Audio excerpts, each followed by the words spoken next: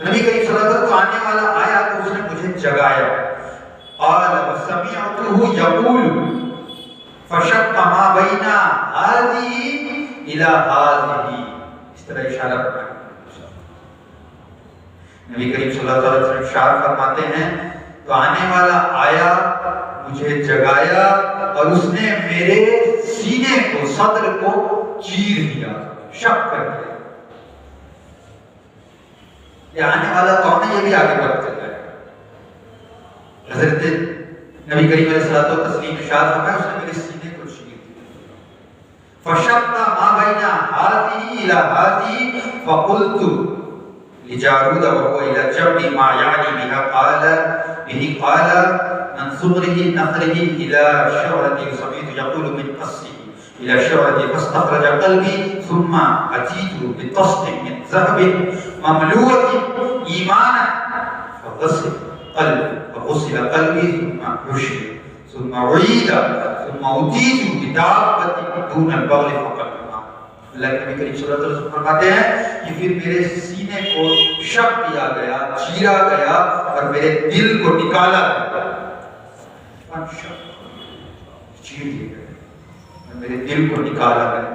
نکالنے کے بعد اسے زمزم سے دھویا گیا، اس طرح کہ جنت سے اللہ رب العزت نے تشت بھیجا، جنت سے اللہ رب العزت نے حضرت جبرائیل کے ساتھ ایک تشت بھیجا تھا اور اسے ایمان سے بھر کے بھیجا تھا،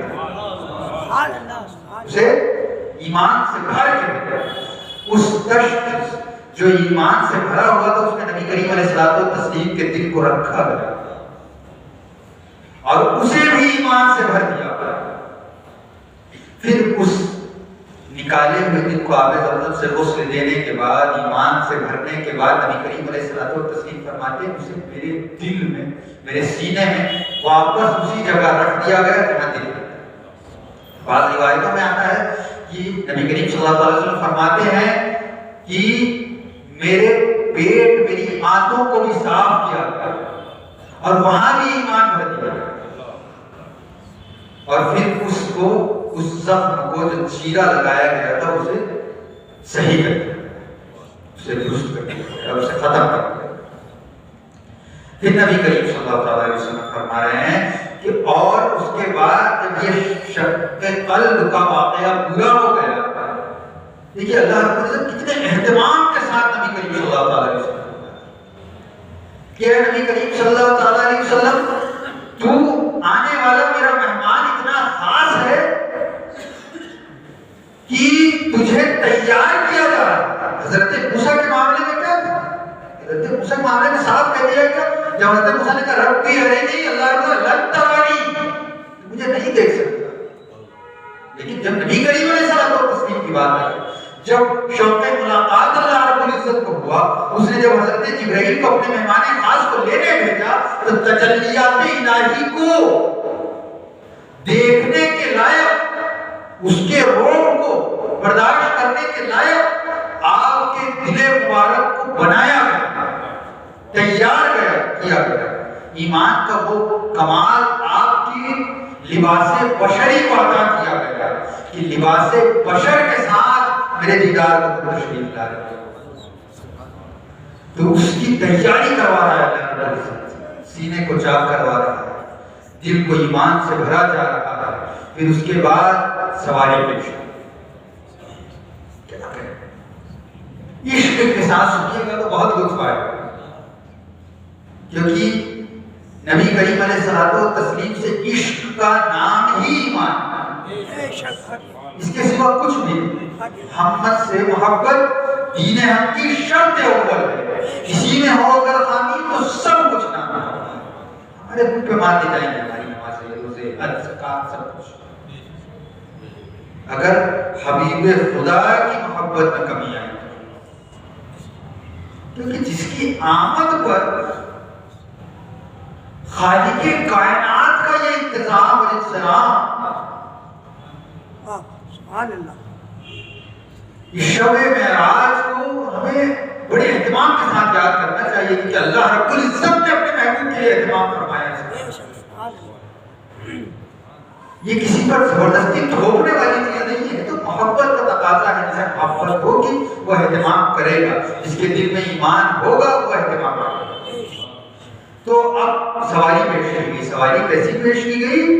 نبی کریم صلی اللہ علیہ وسلم فرماتے ہیں ثم اتیت بدابۃ دون البغل والفوق الحمار ابیض، آپ فرماتے ہیں وہ نہ ہی خچر تھا اور نہ ہی گدھے سے اوپر، نہ ہی خچر سے چھوٹا تھا نہ ہی گدھے سے بڑا تھا، اور سفید تھا، اور سفید تھا، ایک ایک چیز تفصیل سے بیان، اور سفید تھا اور اسے براق اور اس کی رفتار کا یہ عالم ہے، اس کی رفتار کا کیا عالم تھا؟ یہ آج ہمارے سائنس نے ترقی کی ہے تو ہم نے لائٹنگ اسپیڈ ایک سائنس کی تھیوری جانی، یہ بھی کوئی چیز ہوتی ہے، اس طرح اس پر کام کیا جا رہا ہے، کس طرح کے پلینز بنائے جا سکتے، راکٹس بنائے جا سکتے، میک 1 میک 2 میک 3 میک 4، اس طرح کی رفتار پہ کام ہو رہا ہے، ترقی۔ اللہ رب العزت نے اس زمانے میں اس دور میں اپنے نبی کریم صلی اللہ تعالی علیہ وسلم کو وہ معجزہ عطا کیا کہ جس کی آج تک کوئی مثال نہیں۔ نبی کریم علیہ الصلوۃ والتسلیم اور بعض محدثین سے ذکر ملتا ہے کہ براق ایسی سواری تھی کہ جہاں سوار کی نظر پڑتی تھی وہاں اس کا قدم پڑتا تھا۔ یہ براق کی سواری کی سپیڈ تھی، رفتار تھی۔ ایسے سواری اللہ، ایسی سواری اللہ اپنے نبی کریم صلی اللہ علیہ وسلم کو لینے کے لیے اہتمام کے ساتھ جنت سے بھجوائی حضرت جبرائیل کے ساتھ۔ سواری دنیا اور تمام دنیاؤں کی سب سے بہترین سواری، لینے آنے والی ذات حضرت جبرائیل تمام فرشتوں میں اعلیٰ ہو کر اللہ رب العزت کا سب سے قریب ترین فرشتہ حضرت جبرائیل نبی کریم علیہ الصلوۃ والتسلیم کو لینے کی۔ اب وہاں سے روانہ ہوئے، اس حدیث کریمہ میں ذکر نہیں ہے مسجد حرام سے مسجد اقصی تک، دوسری حدیثوں میں ملتا ہے، قرآن مجید میں موجود ہے۔ پھر نبی کریم صلی اللہ تعالیٰ علیہ وسلم مسجد حرام سے سواری پر سوار ہو کر مسجد اقصی پہنچے۔ تو اب مسجد اقصی جب پہنچے، ہم تو عام لوگ ہیں نا، ہم شب معراج کو بھول گئے ہیں، ہم نے اس کا اہتمام کرنا چھوڑ دیا۔ جب نبی کریم علیہ الصلوۃ والتسلیم مسجد اقصی پہنچے تو اہتمام کیا ہے؟ انبیاء اور رسول کا مجمع لگا ہوا ہے، اس لیے کہ محبوب خدا آ رہا ہے، رب تبارک و تعالی کے پاس جا رہا ہے، تو اہتمام کیا ہے؟ عوام نہیں، لوگ نہیں ہیں، امتی نہیں ہیں، انبیاء اور رسول انتظار کر رہے ہیں، نبی کریم علیہ الصلوۃ والتسلیم تشریف لا رہے ہیں، ان کے پیچھے نماز پڑھنی، اس کا انتظار کیا جا رہا ہے۔ حضرت آدم سے لے کے حضرت عیسیٰ تک سب موجود، نبی کریم صلی اللہ علیہ وسلم کی تشریف آوری کی۔ حضرت جبرائیل نے بعض روایتوں میں آتا ہے کہ انبیاء کے جانور باندھنے کی جگہ پر براق کو باندھا، اور بعض روایتوں میں آتا ہے حضرت جبرائیل نے اپنی انگلی سے پتھر میں سوراخ کیا اور وہاں براق کو باندھا۔ باندھنے کے بعد نبی کریم علیہ الصلوۃ والتسلیم نے نماز ادا کرائی مسجد اقصی۔ امام حبیب خدا اور مقتدی انبیاء اور رسول، کمال دیکھیے کہ دنیا کے سب سے بہترین اللہ کے بندے، دنیا کے سب سے بہترین اللہ کے بندے انبیاء اور رسول ہیں نا، ان سے بہترین اللہ کی عبدیت میں کوئی مقام حاصل کر سکتا ہے؟ کوئی نہیں کر سکتا۔ بہترین بندے، اہتمام دیکھیے، بہترین سواری، بہترین فرشتہ، نماز پڑھانے کی امامت کا موقع دیا جا رہا ہے، وہ بہترین مقتدی ہے۔ پھر حبیب خدا نے نماز ادا کر، بہتروں سے بھی بہتر، سب سے اعلیٰ ہمارا، اسی لیے کہا سب سے اعلیٰ، بہترین امام کے پیچھے بہترین مقتدیوں نے نماز ادا کی۔ پھر وہاں سے آگے کا سفر شروع، اب مسجد اقصی سے سدرۃ المنتہا کا سفر، فوق السماوات کا سفر، آسمانوں کا سفر۔ نبی کریم علیہ الصلوۃ والتسلیم فرماتے ہیں جب ہم پہلے آسمان پر پہنچے، نبی کریم علیہ الصلوۃ والتسلیم فرما رہے ہیں کہ میں پہلے آسمان فقیل من ھذا قال جبریل قیل ومن معک، پوچھا گیا دروازہ جب حضرت جبرائیل نے پہلے آسمان کا کھٹکھٹایا تو پوچھا گیا من ھذا، یہ کون ہے؟ تاکید کی جا رہی ہے من ھذا کون ہے؟ حضرت جبرائیل نے کہا جبرائیل، تو اندر سے پوچھنے والا ومن معک، تمہارے ساتھ کون ہے؟ اس سے کیا پتہ چلتا ہے؟ اس سے یہ پتہ چلتا ہے کہ اس دروازے کے دربان کو بھی پتہ تھا آج رات کوئی آنے والا تھا، آج رب نے کسی کو اپنے پاس بلوایا، اور وہ کس کے ساتھ آنے والا ہے؟ جبرائیل کے ساتھ، پتہ تھا، اسی لیے اس نے سوال کیا ومن معک، اور تمہارے ساتھ کون؟ حضرت جبرائیل نے کہا قال محمد صلی اللہ تعالی علیہ وسلم، نبی کریم صلی اللہ تعالی علیہ وسلم کے ساتھ۔ قیل وقد ارسل الیہ، پھر سوال کرنے والے نے سوال کیا کیا انہیں بلایا گیا ہے؟ حضرت جبرائیل کہتے ہیں نعم، ہاں انہیں بلایا گیا۔ تو وہ دروازے کا جو دربان ہے پہلے آسمان کا مرحبا بہ فنعم المجیء جاء، وہ دربان کہتا ہے مرحبا، کیا ہی آنے والا ہے، کیا ہی آنے والا ہے، جس کی شان و شوکت کا کیا کہنا، جو آ رہا ہے۔ ففتح، اس نے دروازہ کھولا اور حضرت جبرائیل اور نبی کریم صلی اللہ علیہ وسلم پہلے آسمان پر تشریف، پھر اس کے بعد فَإِذَا فِيهَا آدَمُ، پھر حضرت نبی کریم صلی اللہ علیہ وسلم فرماتے ہیں تو جب وہاں میری حضرت آدم سے ملاقات ہوئی تو حضرت جبرائیل نے کہا ھذا ابوک آدم، یا محمد صلی اللہ علیہ وسلم یہ آپ کے باپ، آپ کے ابا و اجداد حضرت آدم، فسلم، تو سلام کیا، فسلم، تو نبی کریم صلی اللہ علیہ وسلم تو میں نے سلام کیا علیہ، فرد، انہوں نے سلام کا جواب بھی دیا، ثم قال مرحبا بالاتصال، ثم قال نبی کریم صلی اللہ علیہ وسلم کا جواب فرد السلام، ثم قال مرحبا بالابن الصالح، حضرت آدم نے فرمایا مرحبا، آؤ تمہارا استقبال کرتا ہوں اے میرے نیک بیٹے اور نیک نبی، یہ الفاظ۔ ثم صعد بی حتی اتی السماء الثانیہ، اب میں ترجمہ نہیں کروں گا، صرف نام کا ذکر کروں گا، ساتوں آسمان کا ذکر، مختصر چلتے ہیں، آپ نے ترجمہ سمجھ لیا، یہی ترجمہ ہے، بس نام بدل جائیں گے اب یہ۔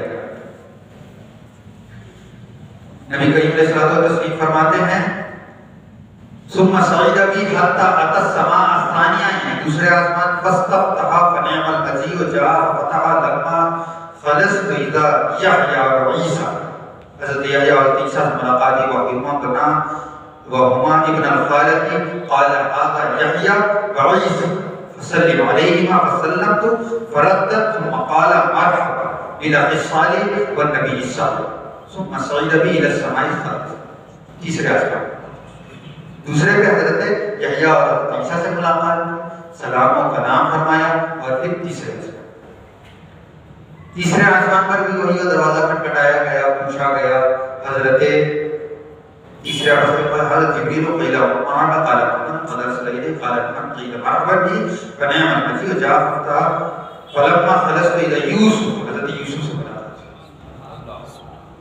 سلام و کلام ہوا، پھر اس کے بعد چوتھے، پانچویں، چھٹے پہ آئے، چھٹے کا دروازہ کھلا، حضرت جبرائیل نے وہی سوال و جواب کیے، وہی جواب آیا، اور اندر ہوئے، وہاں ملاقات ہوئی حضرت موسیٰ، حضرت موسیٰ، یاد رکھیے گا حضرت موسیٰ نے عرض کی تھی نبی کریم صلی اللہ علیہ وسلم رب ارنی، اے میرے رب مجھے اپنا جلوہ دکھا، وہی حضرت موسیٰ چھٹے آسمان پر ملاقات کرتے ہیں، سلام و کلام ہوتا ہے، پھر آگے بڑھتے ہیں اور ساتویں آسمان،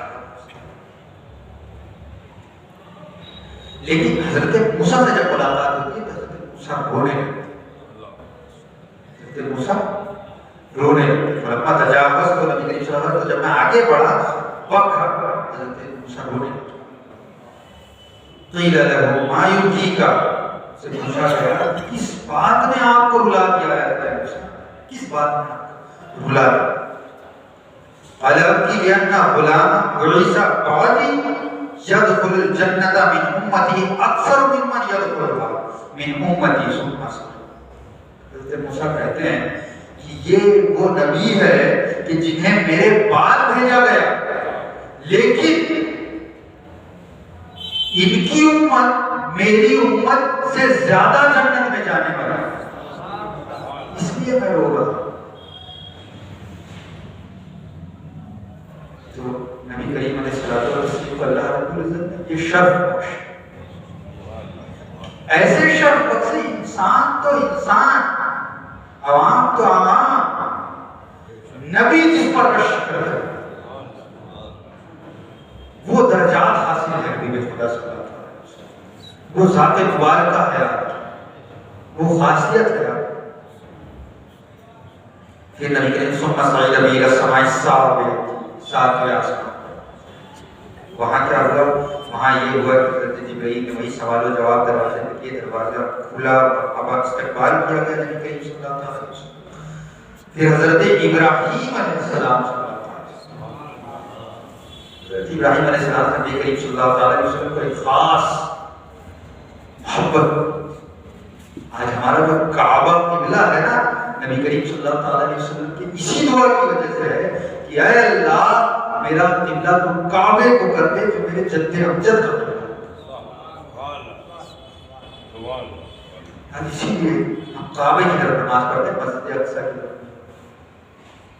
نبی کریم صلی اللہ علیہ وسلم کی چاہت کو اللہ رب العزت نے پوری فرمایا۔ یہ محبت ہے اللہ کی اپنے حبیب سے، جسے وہ بلا رہا ہے اس اہتمام کے ساتھ کہ ہر بھیجا کسے فرشتے، سب سے خاص فرشتے، سواری سب سے بہترین، استقبال کے لیے ہر منزل پہ سب سے بہترین لوگ، انبیاء کرام، حضرت آدم، حضرت یوسف، حضرت یحییٰ، عیسیٰ، حضرت موسیٰ، حضرت ابراہیم استقبال کرتے ہیں کہ آنے والی ذات اللہ کا حبیب آئے۔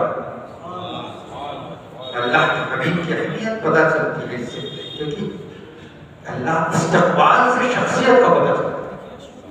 ہم اپنے مہمان کو جب بلاتے ہیں اس کا جس زور و شور سے، جس سجا دھجا سے اس کا استقبال کرتے ہیں، تو اس سے پتہ چلتا ہے کہ دوسرے لوگ دیکھتے ہیں اتنا بڑا استقبال، تو آنے والی شخصیت کچھ نہ کچھ ہوگی، تب یہ اہتمام کیا جا رہا ہے، یہ لائٹیں لگائی جا رہی ہیں، شہر کو سجایا جا رہا ہے۔ اسی لیے اسی سنت خداوند قدوس پہ عمل کرتے ہوئے ہم مناتے ہیں میلاد النبی صلی اللہ علیہ وسلم۔ اللہ نے جب اپنے حبیب کو اپنے پاس بلایا، چند لمحوں کے لیے جب بلایا، تو یہ اہتمام،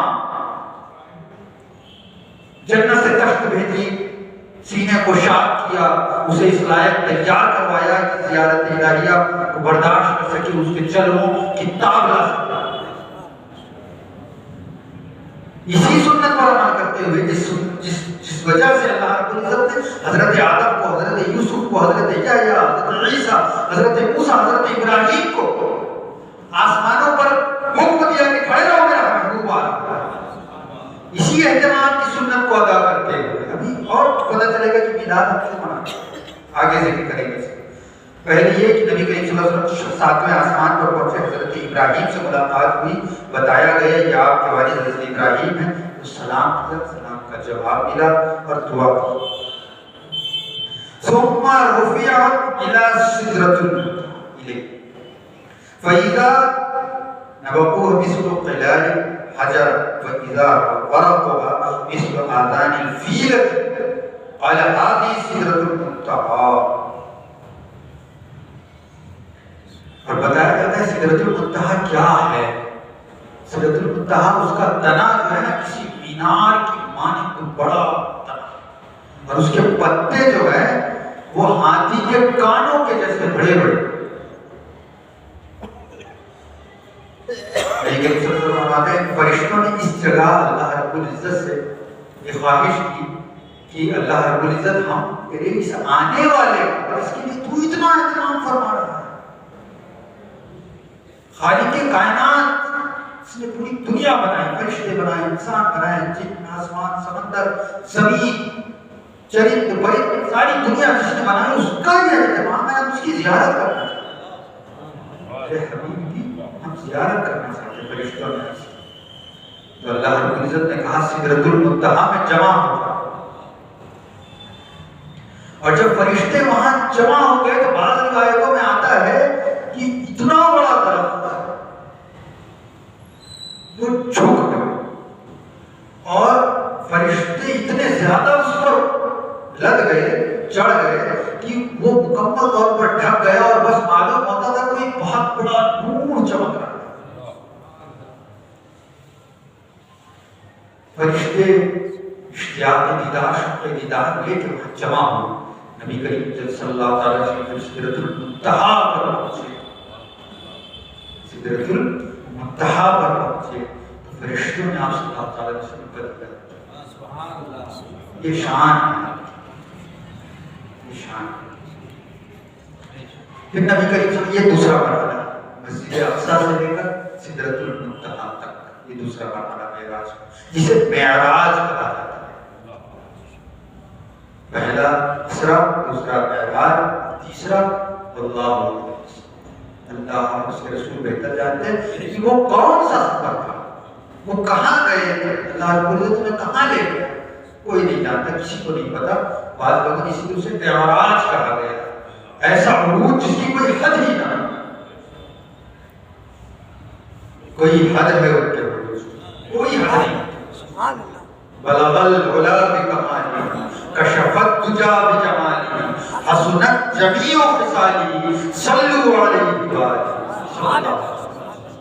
وہ ذات مبارک۔ اب سدرۃ المنتہا سے جب آگے بڑھنے کا وقت آیا تو اب وہ جبرائیل جو انبیاء کے پاس جا کر یہ کہا کرتے تھے، جب حضرت ابراہیم کو نمرود آگ میں ڈال رہا تھا تو وہ جبرائیل علیہ السلام اتنی رفتار کے ساتھ وہاں پہنچے اور سوال کیا کہ حضرت ابراہیم، آپ کا رب پوچھتا ہے کہ آپ کسی چیز کی حاجت تو نہیں، جنت سے کچھ لے آؤ؟ تو حضرت ابراہیم نے فرمایا جس نے سوال کیا ہے وہ حاجت کو جاننے والا ہے۔ تو منجنیق سے پھینکے جانے کے درمیان کے سارے واقعے، حضرت ابراہیم کو آگ میں ڈالا جا رہا ہے، یہ سوال و جواب ہو رہے ہیں، حضرت ابراہیم آتے ہیں، سوال پوچھتے ہیں، واپس جاتے ہیں، پھر آتے ہیں، جنت سے وہ باغ ٹکڑا لے کر اور نمرود کی آگ میں رکھ دیتے ہیں، جس میں حضرت ابراہیم علیہ السلام کو آرام فرمانے کے لیے بھیجتے ہیں۔ یہ سب اتنی رفتار، سب سے اعلیٰ ترین فرشتہ، سب سے مقرب فرشتہ حضرت جبرائیل، تمام انبیاء کے لیے وحی اللہ کا کلام لے کر آنے والا فرشتہ، جب آگے بڑھنے کی بات ہوئی نبی کریم صلی اللہ علیہ وسلم سے کیا عرض کیا حضرت جبرائیل، لو دنوت انی روضا لاحترق، کہ اگر میں ایک چیٹی، حضرت جبرائیل فرما رہے ہیں اگر میں ایک چیٹی کی مقدار بھی اس سے آگے بڑھا تو میں چل جاؤں گا۔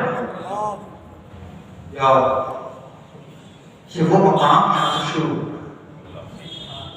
کہ بشر تو بشر، فرشتے بھی تعاون نہ لا سکتے،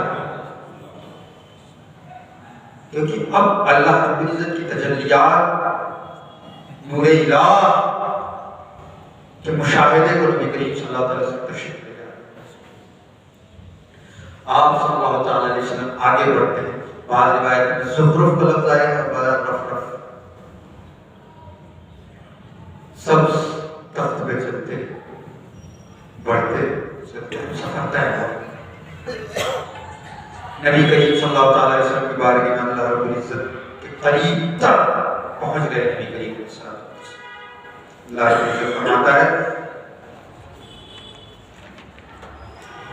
وَالنَّجْمِ إِذَا هَوَىٰ مَا ضَلَّ صَاحِبُكُمْ وَمَا غَوَىٰ وَمَا يَنطِقُ عَنِ الْهَوَىٰ إِنْ هُوَ إِلَّا وَحْيٌ يُوحَىٰ عَلَّمَهُ شَدِيدُ الْقُوَىٰ ذُو مِرَّةٍ فَاسْتَوَىٰ وَهُوَ بِالْأُفُقِ الْأَعْلَىٰ ثُمَّ دَنَا فَتَدَلَّىٰ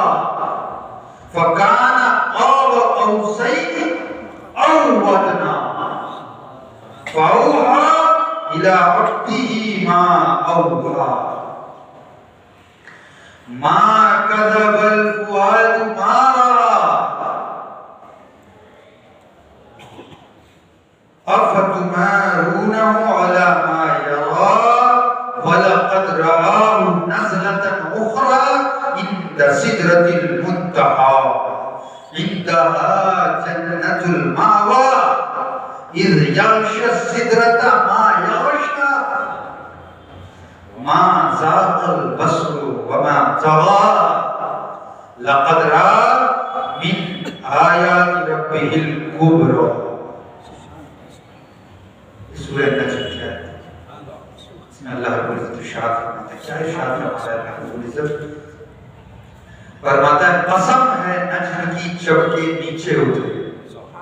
مفسرین نے کہا، بعض مفسرین نے الگ الگ تفسیرات کی، لیکن نبی کریم صلی اللہ علیہ وسلم کی سب سے قریب تر عشق کی لحاظ سے سب سے قریب تفسیر یہ ہے کہ جب نبی کریم علیہ الصلوۃ والتسلیم اس نظم سے نبی کریم علیہ الصلوۃ والتسلیم کی ذات مبارکہ مراد ہے، اور اللہ رب العزت یہ کہہ رہا ہے قسم ہے اس ذات کی جب وہ معراج سے واپس لوٹا. سبحان اللہ سبحان اللہ. قسم ہے اس ذات کی جب معراج سے واپس لوٹ رہا تھا کہ نہ بہکا تمہارے ساتھ رہنے والا مالک اور نہ بہکا. تمہارے ساتھ اللہ رب العزت نے جسے صاحب لفظ اللہ رب العزت نے صاحب کہا کہ نہ بہکا تمہارے ساتھ رہنے والا مالک اور نہ بھٹکا. اس سے کیا پتہ چلا؟ معلوم ہونا چاہیے کہ نبی کریم علیہ الصلوۃ والتسلیم کی حیثیت ہمارے درمیان مالک کی ہے، آقا کی ہے، سردار کی ہے، مولا کی ہے. اپنے جیسا سمجھنے کی بھول نہ کرنا، اپنے برابر سمجھنے کی بھول نہ کرنا. وہ مالک ہے تمہارے، وہ تمام مخلوق کے مالک بنا کر رکھے. وَمَا يَنطِقُ عَنِ الْهَوَىٰ إِنْ هُوَ إِلَّا وَحْيٌ يُوحَىٰ. یہ سب قرآن کریم کی آیتیں پڑھ رہا ہوں. اللہ ارشاد فرماتا ہے اور نہیں بولتے اپنے جی سے، اپنی خواہش سے کوئی بات. آپ کی زبان مبارک سے نکلنے والا ہر ان ہوا الا وحی یوحا، ان کی ہر بات وحی الہی ہے جو کی جاتی ہے. وہ جو بھی بات کرتے ہیں وہ جب اللہ وحی کرتا ہے تبھی کرتا ہے، نہیں کرتا. یہ آپ سب سکھایا اس کو سخت قوتوں والے. سخت قوتیں کیسی کہ حضرت جبرائیل کی طرف اشارہ ہے. حضرت جبرائیل اگر اپنے پر کھول دے تو ایک پر کی جو چوڑائی ہے وہ مشرق سے مغرب تک ایسا طاقت ہو رہا ہے. کیا کہہ رہا ہے؟ اگر میں جی چیٹی کی مقدار نبی کریم صلی اللہ علیہ وسلم آگے بڑھا تو میں جل جاؤں. یہ ہے ذات مبارکہ، یہ ہے شان مبارکہ. اپنے آنکھوں سے نفرت، تنقیص، بغض کے چشمے اتار کر دیکھو ذات نبی صلی اللہ علیہ وسلم، تب نظر آئے گی آپ کی ذات کی کیا ذات کی کیا بات. آپ صلی اللہ علیہ وسلم علامہ شدید القوا سکھایا اس کو سخت قوتوں والے نے. وہو بالافق الاعلی، اور وہ آسمان کے اونچے کنارے پر تھا. یہ وہی ہے، اس کے آگے اب آسمانوں کی حد ختم. اب وہ لامکان ہے. کیا مکان ہے اللہ بہتر ہے. اللہ اور اس کے رسول جانے کہ اس سے آگے کیا ہوا کیا نہیں ہوا. جو باتیں ہوئی اور اللہ جو ہم تک پہنچائی گئی، جو ہمیں بتائی گئی، بس ہمیں اتنا ہی معلوم ہے اور اسی پر اکتفا کرنا چاہیے. حجتیں اور دلیلیں کھوجنے کی کوشش نہیں کرنی چاہیے. اللہ رب العزت اور اس کے رسول صلی اللہ علیہ وسلم نے جتنا ہمیں بتانا مناسب سمجھا بتایا، تک پہنچا دیا.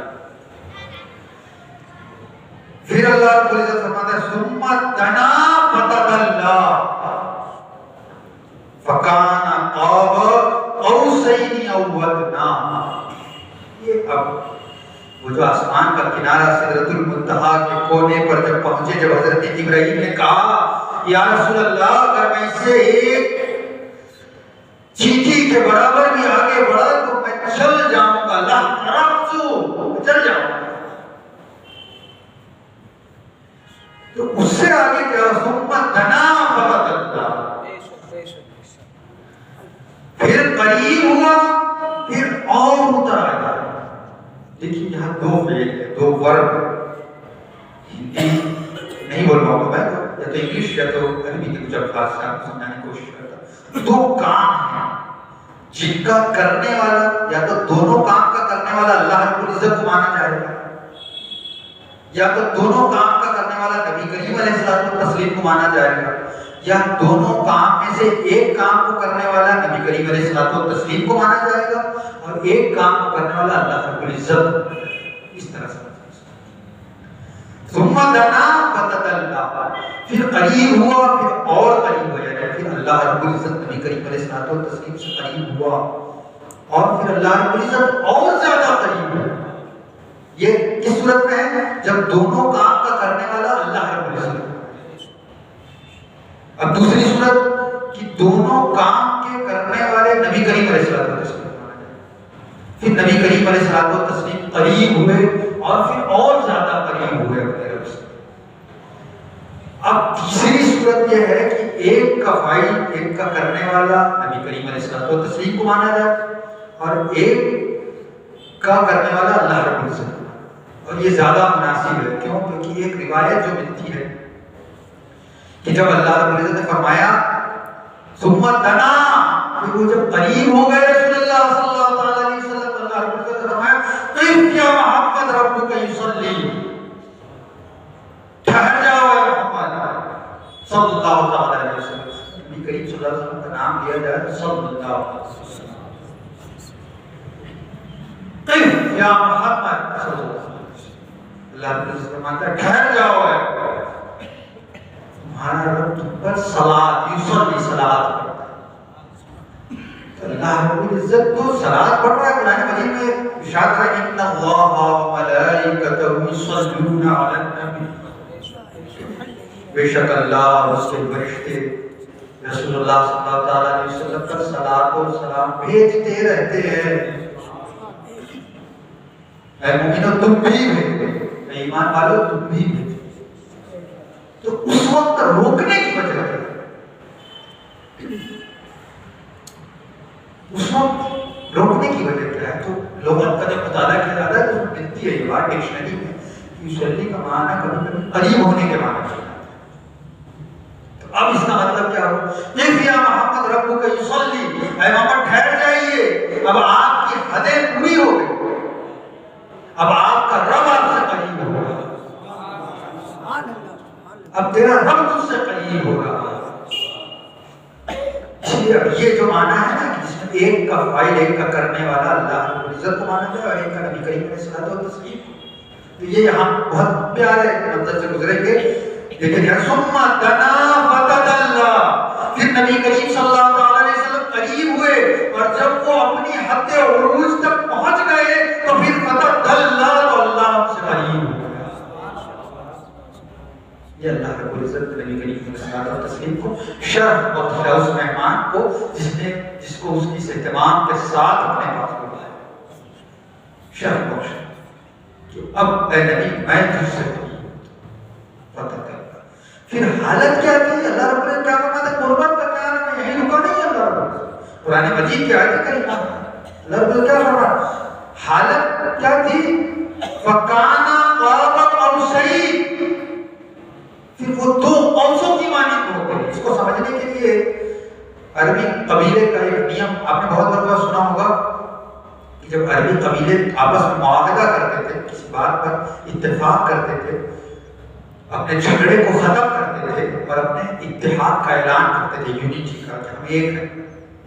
جیسے آج کل گٹھ بندھن ہوتا ہے نا، اعلان ہم ایک، جب وہ گٹھ بندھن کرتے تھے تو وہ ان میں سے جو دونوں قبیلوں کے سردار ہوتے تھے، دونوں کی کمان کو ملا کر ایک تیر چلاتے تھے، دو کمانوں سے ایک تیر چلاتے تھے۔ اور یہ ایسا کرنا اس بات کی دلیل ہوتی تھی کہ جس نے ایک قبیلے سے دوستی کی اس نے دوسرے قبیلے سے دوستی کی، اور جس نے ایک قبیلے سے دشمنی کی اس نے دوسرے قبیلے سے دوستی کی۔ تو یہ اللہ رب العزت یہاں بتانا چاہ رہا ہے فَكَانَ قَابَ قَوْسَيْنِ کہ قربت کا یہ عالم کہ وہ دو قوسوں کی طرح دو کمانوں کے مانند ہو گئے. یعنی مطلب یہ ہے کہ اب جو رسول سے محبت کرے گا وہ اللہ کا محبوب ہوگا اور جو رسول سے دشمنی کرے گا وہ اللہ کا دشمن ہوگا. اب رسول کی محبت صرف رسول کی محبت نہیں اللہ کی محبت کرنا ہے. قُلْ إِن كُنتُمْ تُحِبُّونَ اللَّهَ فَاتَّبِعُونِي يُحْبِبْكُمُ اللَّهُ.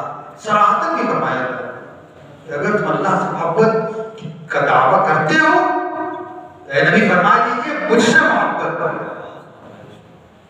جس کا مفہوم یہاں بھی ملتا ہے کان قاب قوسین. وہ دو قوسوں یہاں نہیں مکلم اتنی قربت فرما دی کہ اب ایک کی محبت دوسرے کی محبت ایک کی دشمنی دوسرے کی دشمنی. اس کے بعد بھی اللہ رب العزت او ادنا یا اس سے بھی زیادہ قریب تر یا اس سے بھی زیادہ قریب تر. اب یہاں لفظ نہیں ہے کسی تشریح یہاں انسانی زبانیں قاصر رب العزت فرمایا اور پھر کیا ہوا. اب جب بتانے والے نے ہمیں بتایا نہیں تو ہم بلا وجہ جاننے کی کوشش کریں. شاید بے شک ہم اس لائق نہیں ہیں کہ وہ بتانے کی بات ہمارے بتانے کے ہمیں بتانے کے لائق. اللہ رب العزت کیا فرمایا فَأَوْحَىٰ إِلَىٰ عَبْدِهِ مَا أَوْحَىٰ. تمہیں اس سے کیا مطلب؟ تو وحی کی اپنے بندے کو جو وحی کی. کون ہوتے ہو اللہ رسول کے بیچ میں آنے والے اور یہ فیصلہ کرنے والے کہ اللہ نے کہا نہیں کہا کیا کہا وہ اللہ اس کے رسول کی بات ہے. فَأَوْحَىٰ إِلَىٰ عَبْدِهِ مَا أَوْحَىٰ. اللہ رب العزت نے ارشاد فرمایا کہ تو وحی کی اپنے بندے کو جو وحی کی. زیادہ دیر تو نہیں ہو رہی سنیں گے کچھ دیر اور جی کیونکہ ابھی کافی حصہ باقی ہے. ابھی تو جب پہنچے ہیں نبی کریم علیہ السلام ابھی تو اہتمام و احترام کے ساتھ اللہ نے اپنے حبیب کو اپنے مقام پر بلوایا جسے لا مقام کہتے ہیں جس کے بارے میں کسی کو کچھ نہیں پتا کہ وہ کیا ہے اس نور کے آگے کیا ہے کسے کوئی نہیں جانتا. اللہ اس کا رسول ہے. اس مقام پر پہنچے. اللہ رب العزت نے فرمایا کہ قربت کا عالم کیا تھا. اللہ رب العزت نے نبی کریم علیہ الصلوۃ والتسلیم کو کس قرب خاص سے نوازا. یہ اللہ رب العزت نے کس قرب خاص سے محمد مصطفیٰ صلی اللہ علیہ وسلم کو نوازا گیا. پھر اس کے بعد اللہ رب العزت ارشاد فرماتا ہے ما کذب الفؤاد ما رأى. دل نے جھوٹ نہ کہا جو کچھ آنکھوں نے دیکھا. فرما رہا اللہ رب العزت دل نے جھوٹ نہ کہا یعنی دل نے اس بات کو جھٹلایا نہیں جسے آنکھوں نے دیکھا. اس سے کیا بات ہے یہ سفر جسم اور روح کے ساتھ ہے. خواب میں نہیں. خواب میں آنکھوں سے نہیں دیکھا خواب میں آنکھوں سے نہیں دیکھا جاتا. تو نبی کریم علیہ الصلوۃ والتسلیم کے دل نے بھی اس بات کا اقرار کیا جن چیزوں کو اللہ کے رسول صلی اللہ علیہ وسلم نے اپنی آنکھوں سے دیکھا. اس کے بعد فرماتا ہے تو کیا تم لوگ جھگڑتے ہو ان سے ان کی چشم دید پر. یہ بھی فرما رہا ہے اور بے شک دیکھا اسے انہوں نے 2 بار سدرۃ المنتہا کے پاس. سدرۃ المنتہا کے پاس سدرۃ المنتہا کا معنی ہے انتہا جنت الماوا. اس کے بعد جنت ماوا ہے. تو اب وہ جو میں نے تصویر بیان کی نا جب نبی کریم علیہ الصلوۃ والسلام سدرۃ المنتہا پر پہنچے تب کیا ہوگا. اذ یغشی السدرۃ ما یغشی. جب کہ چھائے ہیں سدرہ کو جو چھائے فرشتوں نے اسے چھا دیا اپنے نور سے. نہ پھر ما زاغ البصر وما طغى. یہ جو دل اور ساری تیاریوں کے ساتھ جو تشت ایمان جنت سے اللہ رب العزت نے بھیجا تھا نا جس نور کی تجلیات کو دیکھ کر حضرت موسیٰ بے ہوش ہو گئے تھے طور پر، اور آنکھوں کا عالم یہ تھا کہ جسے دیکھ لے اس کی آنکھ ختم ہو جائے، اس کی آنکھ کی روشنی چلی جائے۔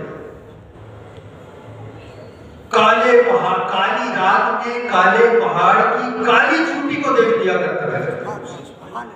جب اس تجلی کو دیکھ اپنی آنکھوں میں بسا لیا، اس کے بعد آپ کی آنکھوں کا کیا اس تجلی کے بارے میں جسے دیکھ کر حضرت موسیٰ بے ہوش ہو گئے۔ اللہ رب العزت فرما رہا ہے ما زاغ البصر وما طغى، نہ پھری آنکھ اور نہ حد سے باہر گئی، مطلب ٹکی لگا کر دیکھتے۔ یہ اللہ رب العزت نے اپنے رسول کو اعزاز دیا کہ دیکھو جتنا دیکھ سکتے۔ یہ محبوب و محب کی بات ہے، یہ عشق و محبت کی بات ہے، یہ دنیاوی عشق نہیں، یہ عشق کی بات ہے، یہ عشق کا مرتبہ ہے، عشق کا مقام ہے۔ اس کی اپنی تفصیلات ہے کہ کیا ہوا، کیسے دیکھا، کیا دیکھا۔ لقد رأى من آیات ربہ الکبریٰ، تحقیق کے بے شک دیکھا اپنے رب کی نہایت بڑی بڑی نشانی۔ اب یہ مرحلہ پورا ہو گیا، پہنچ گئے، دیکھ لیا، دکھا دیا اللہ رب العزت نے جو دکھانا تھا۔ اب اس کے بعد نبی کریم علیہ الصلوۃ والتسلیم کو اللہ رب العزت نے کیا عطا کیا؟ 50 وقت کی نمازیں بطور تحفہ۔ التحیات کا ذکر ہے، نبی کریم علیہ الصلوۃ والتسلیم التحیات للہ والصلوات، نبی کریم صلی اللہ علیہ وسلم سلام پیش کیا۔ اللہ رب العزت نے جواب دیا، پھر اللہ رب العزت کے جواب میں نبی کریم علیہ الصلوۃ والتسلیم نے ہمیں بھی شامل کیا، اپنے امتیوں کو، نیک بندوں کو۔ سلام علینا وعلی عباد اللہ الصالحین۔ کہاں یاد رکھ رہے ہیں نبی کریم صلی اللہ علیہ وسلم ہمیں؟ قرب خاص میں، اللہ رب العزت کے قرب خاص میں۔ اس سے بہتر مقام کوئی ہو ہی نہیں سکتا، اس سے بہتر جگہ کوئی ہو ہی نہیں سکتا۔ اللہ رب العزت رب کریم کے قرب خاص میں اپنے امتیوں کو یاد رکھ رہے ہیں کہ اللہ رب العزت میری امتیوں کا بھی خیال ہے۔ محبوب و محب جب ملتے ہیں تو ساری دنیا کو بھول جاتے ہیں، لیکن ہوش کا عالم دیکھو، ہوش محمد مصطفیٰ صلی اللہ علیہ وسلم، کیا بات ہے۔ اللہ رب العزت کے قرب خاص میں نبی کریم علیہ الصلوۃ والتسلیم نے ہمیں یاد رکھا۔ اب دیکھیے اس کے بعد کیا ہوا۔ اس کے بعد آپ کو 50 وقت کی نمازیں عطا کی گئی، تو آپ اللہ رب العزت کی بارگاہ سے اجازت منامت کے بعد لوٹے تو چھٹے آسمان پر جب پہنچے تو حضرت موسیٰ سے ملاقات تھی۔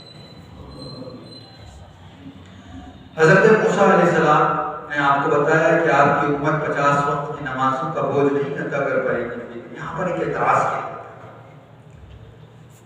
یہاں پر ایک اعتراض یہ کیا جاتا ہے کہ کیا نبی کریم صلی اللہ علیہ وسلم کو یہ معلوم نہیں تھا کہ میری امت 50 وقت کی نمازوں کا بوجھ نہیں اٹھا پائے گی؟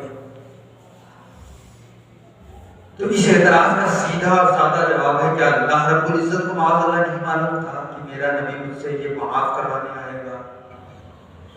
کیونکہ اللہ رب کیا مکان قاب قوسین او ادنی۔ اب جو اعتراضات نبی کریم علیہ السلام کو تسلیم پر ہوں گے وہ کہیں نہ کہیں اللہ رب العزت کی، کہیں نہ کہیں اللہ رب العزت کی ذات پر وہ اعتراض کیا۔ یہ تو یہیں ختم ہو گیا۔ اس کے بعد دیکھیے کہ اس میں حکمتیں، دو طرح کی حکمتیں ہیں۔ ایک تو وہ حکمت ہے کہ اس کے لیے ہمیں حضرت یوسف علیہ السلام کے زمانے میں، حضرت یوسف علیہ السلام کو ان کے بھائیوں نے کنویں میں ڈال دیا، واقعات سنے ہوئے، اس میں تیزی سے بڑھے گا۔ حضرت یوسف علیہ السلام کو کنویں میں ڈال دیا، حضرت یوسف علیہ السلام پھر بکتے ہوئے مصر پہنچے، پھر اللہ رب العزت نے مصر کی بادشاہت سے نوازا، پھر قحط کا سال گزرا، قحط کا سال گزرا تو اناج اور غلہ لینے کے لیے ان کے بنی بھائی جنہوں نے ان کو کنویں میں ڈالا تھا حضرت یوسف کی بارگاہ میں حاضر ہوئے غلہ لینے کے لیے، اور ان کے ساتھ حضرت یوسف کے سگے بھائی حضرت بنیامین بھی تھے۔ تو ان سے حضرت یوسف کو ایک خاص محبت تھی، حضرت یوسف علیہ السلام، حضرت بنیامین علیہ السلام سے۔ تو حضرت یوسف علیہ السلام نے اپنے درباریوں سے کیا کہا، ہماری کوئی قیمتی چیز ان کے سامان میں ڈال دو، اور جب یہ نکلنے لگے تب یہ اعلان کرنا کہ ہمارا یہ فلاں سامان گم ہو گیا ہے، اور جس کے پاس وہ پایا جائے گا ہم اسے گرفتار کریں۔ کیوں ایسا کیا حضرت یوسف علیہ السلام نے؟ کیونکہ وہ اپنے باقی بھائیوں کو پر یہ ظاہر نہیں کرنا چاہتے تھے کہ یہ وہی یوسف ہیں جنہیں تم نے کنویں میں ڈالا، انہیں بتائے بغیر حضرت بنیامین علیہ السلام کو روکنا۔ یہ حکمت بھی یوں ہوئی کہ اللہ رب العزت نے ہمیں ایک مثال پہلے ہی دے دی تھی کہ میں اپنے نبی کریم علیہ الصلوۃ والتسلیم کو روکنے کا یہ طریقہ اختیار کروں، اپنے محبوب سے میری محبت کو ظاہر کرنے کے لیے یہ طریقہ میں اختیار کروں گا، اسی لیے یہ سمجھنے کے لیے یہ واقعہ اللہ رب العزت نے اپنے نبی کریم صلی اللہ علیہ وسلم پہلے ہی ذکر کروا دیا۔ حضرت یوسف نے انہیں روکا، اسی بہانے سے اعلان ہوا، حضرت بنیامین علیہ السلام کے پاس سے وہ سامان برآمد کیا گیا اور روکا۔ تو اب اللہ رب العزت نے دیکھا کہ میرے محبوب نے جب مجھ سے صلاۃ و سلام کلام جو بھی کیا اس میں اپنی امت کو نہیں، اللہ رب العزت کو معلوم تھا کہ میرے نبی کریم علیہ الصلوۃ والتسلیم کی سب سے عزیز چیز ان کی امت، سب سے عزیز چیز ان کی امت۔ تو اللہ رب العزت نے اپنے محبوب کو اپنے پاس بار بار بلانے کے لیے ان کی امت پر بوجھ ڈالا کہ اس بوجھ کو کم کرنے کے لیے یہ بار بار میرے پاس آئے۔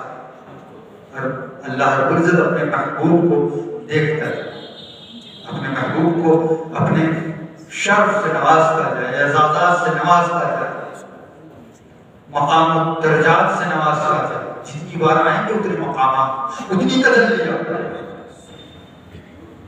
تو اللہ رب العزت نے یہ طریقہ کیا، اب حضرت موسیٰ کو کھڑا کر دیا چھٹے آسمان کہ میرا محبوب 50 وقت کی نمازیں لے کر آ رہا ہے، موسیٰ اسے کم کرنے کے لیے واپس آ۔ اب حضرت موسیٰ نے کہا، دوسری حکمت کیا بتائی جاتی ہے؟ دوسری حکمت یہ ہے کہ جب حضرت موسیٰ نے دعا کی تھی ربی ارنی، اللہ رب العزت فرمایا لن ترانی، تو حضرت موسیٰ نبی اور قاعدہ ہے کہ اللہ رب العزت نبیوں کی دعاؤں کو رد نہیں کرتے، اسے مؤخر فرماتا ہے، مطلب بعد میں پوری، اس وقت نہ پوری، بعد میں۔ تو جب اللہ رب العزت نے حضرت موسیٰ سے کہا ہے موسیٰ تم نہیں دیکھ سکتے مجھے، تو حضرت موسیٰ تڑپ گئے، تڑپ کر اپنے رب کریم سے بعض روایتوں میں 5 مرتبہ، بعض روایتوں میں 9 مرتبہ کہا جاتا ہے کہ 9 مرتبہ اپنے رب سے دعا مانگی کہ یا اللہ رب ارنی، میں تجھے دیکھنا چاہتا ہوں، یا اللہ مجھے اپنے جلوے دکھا۔ اور بعض روایتوں میں یہ بھی آتا ہے کہ نبی کریم علیہ الصلوۃ والتسلیم نے 50 کو 5 مرتبہ میں کرایا یا 9 مرتبہ۔ یہ اللہ رب العزت نے مقرر کر رکھا تھا کہ حضرت موسیٰ کی دعا کو اس طرح قبول فرمائے گا کہ اللہ رب العزت کی بارگاہ میں نبی کریم صلی اللہ علیہ وسلم حاضر ہوں گے، تجلیات الہیہ کو سمیٹیں گے اور پھر حضرت موسیٰ علیہ السلام اس کا دیدار کریں گے۔ اس طرح نمازیں 50 سے 5، تو بار بار آنے جانے کی یہ حکمت۔ تو اللہ رب العزت نے 50 سے 5 فرما دیا اسے۔ اب 50 سے 5 فرمانے کے بعد حضرت موسیٰ نے کہا کہ اب وہ انہیں شوق پیدا ہو گیا اور وہ جانتے تھے کہ امتوں کا کیا حال ہے، اور واقعی میں آج ہم دیکھیں تو حضرت موسیٰ نے کوئی غلط بات نہیں کہی تھی کہ اے نبی آپ کی امت میں 5 وقت کی نمازیں بھی نہیں پڑھو۔ ہمارا حال دیکھ کیا ہے، کیا کر یہ 5 وقت کی نمازیں بھی ہم پر گرا ہیں، یہ 5 وقت کی نمازیں بھی پڑھنے میں ہمیں بھار محسوس ہوتا ہے، کام ہے، کاروبار، دیر سے سوئے تھے، کیا گزرتا ہے۔ جبکہ آج تو صبح اگر وہ معاملہ تو ٹھنڈے سے گرم پانی میں انتظام، بہترین مسجدیں ہیں، گرمیوں میں اے سی چل رہا ہے، تب ہم پر گرا گزرتی ہیں یہ 5 وقت کی نمازیں۔ جب نبی کریم علیہ الصلوۃ والتسلیم وہاں سے چلے تو اللہ رب العزت نے ندائے غیبی فرمائی اور فرمایا اے نبی ہم نے نمازیں تو کم کر دی ہیں لیکن اجر کم نہیں ہے. پڑھیں گے 5 وقت کی نماز اجر ملے گا 50 وقت. یہ شرف لیکن ہمیں اس کی قدر اللہ رب العزت ہم سب کو نمازوں کی اہمیت سمجھنے کی اور اس کی قدر کرنے کی توفیق عطا. ہماری ہم جو لاپرواہی نماز کے ساتھ کرتے جو نماز کی بے حرمتی کرتے اللہ رب العزت سے بیماریوں سے حفاظت کرتے.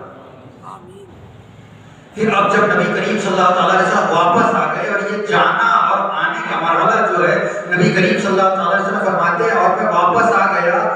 حدیث شریف میں موجود ہے الفاظ کے لیے وقت نہیں ہے، جلدی کہنا چاہتا ہوں. نبی کریم صلی اللہ علیہ وسلم گئے اور آئے اور نبی کریم صلی اللہ علیہ وسلم فرماتے ہیں کہ میں جب آیا تو میرے دروازے کی کنڈی جو میں نے لگائی تھی وہ ہل رہی تھی. جو وضو کیا تھا پانی بہ رہا تھا. جس بستر پہ لیٹا تھا جس جگہ لیٹا تھا وہ جگہ گرم تھی.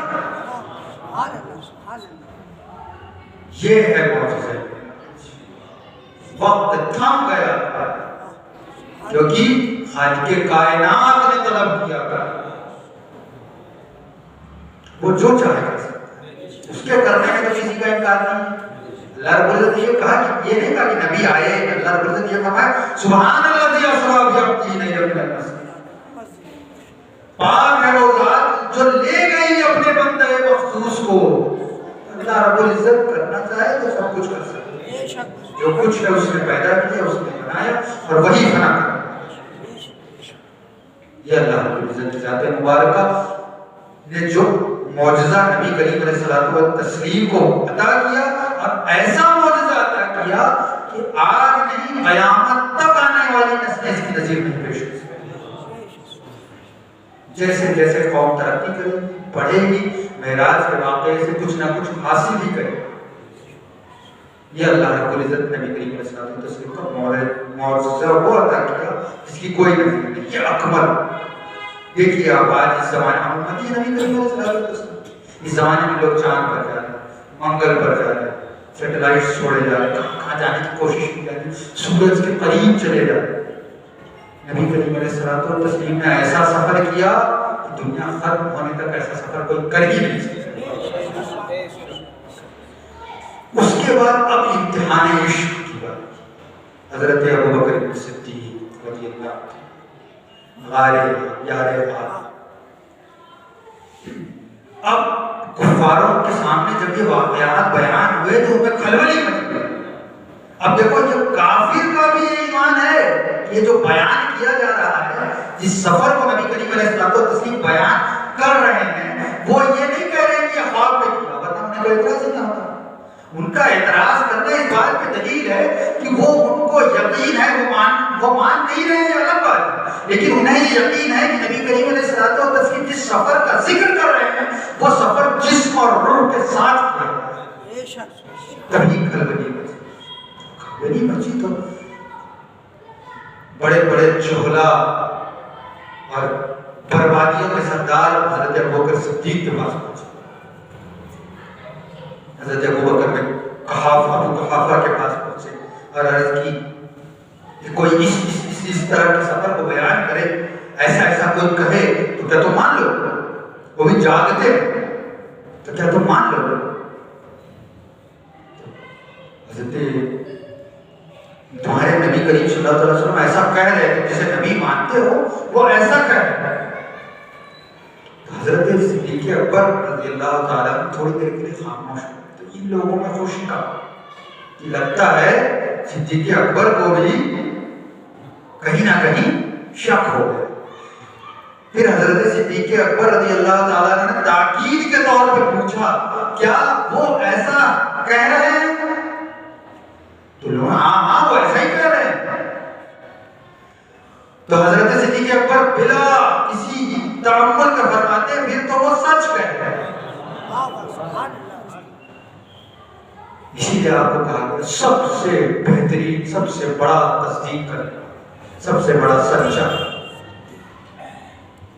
تو لوگوں نے پوچھا کیسا شخص ہے، کچھ بھی مان لیتا ہے، جو کہتے ہیں وہ مان لیتا ہے۔ حضرت صدیق اکبر رضی اللہ تعالیٰ فرماتے ہیں میں نے تو اللہ کو بنا دیکھے رب مان لیا ان کے کہنے سے، تو یہ سب چیزیں تو بہت معمولی ہیں۔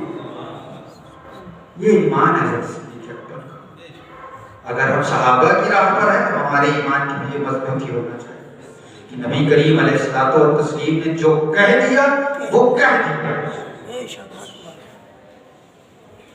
صدیق کے لیے ہے خدا کا رسول بس،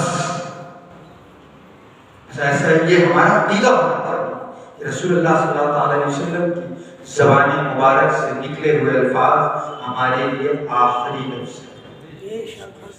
اس سے زیادہ کا نام بھی ایمان نہیں، اس سے کم کا نام بھی۔ اب کچھ سازش کرنے والوں نے سازش، ان کا کیا کہنا تھا؟ ان کا یہ کہنا تھا کہ نبی کریم صلی اللہ علیہ وسلم نے مسجد اقصیٰ کا ذکر کیا کہ یہ مسجد اقصیٰ تو کبھی گئے نہیں ہیں۔ اگر اب یہ لوگ سوچے ہمارے پاس موقع ہے کہ ہم ان کے معاذ اللہ جھوٹ کو پکڑ دیں، جرأت و جسارت کفار مکہ جمع ہوئے۔ آج کل بھی کچھ لوگ اس طرح کرتے ہیں نا، نبی کریم علیہ الصلوۃ والتسلیم کی ذات مبارکہ میں تنقیص۔ اللہ رب العزت نے کیا کمال اور معجزے عطا کیے۔